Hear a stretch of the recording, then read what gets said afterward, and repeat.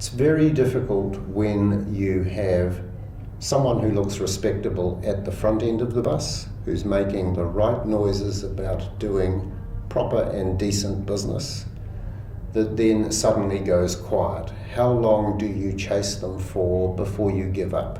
And if you give up, what does give up mean? If you give up and simply walk away, that achieves nothing. I'm actually, with hindsight, and now I have the information around what our team did, pretty proud that they soldiered on to get to the information.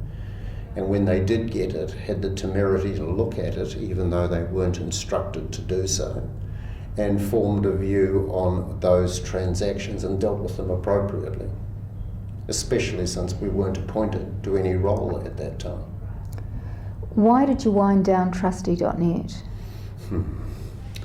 Okay.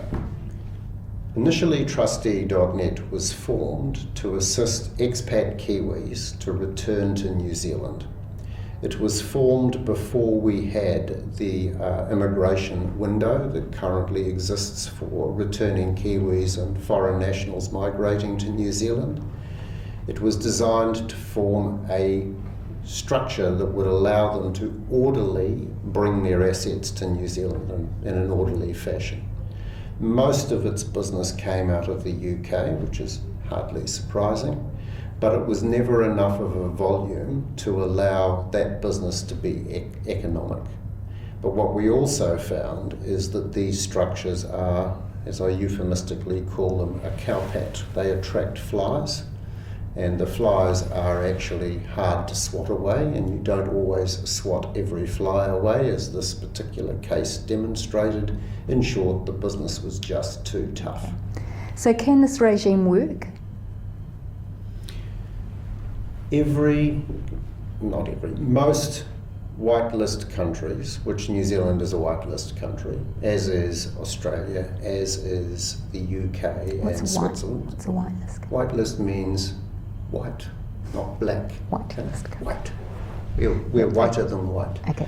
Most whitelist countries have regimes that are not dissimilar to this.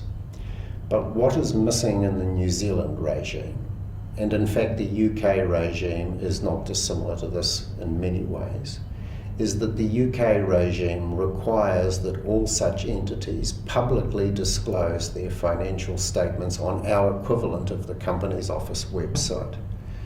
In New Zealand, these entities have complete secrecy, and sunlight is the best disinfectant.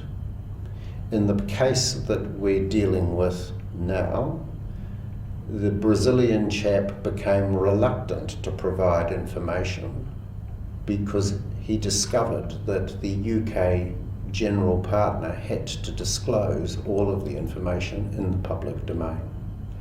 So it discouraged him from complying.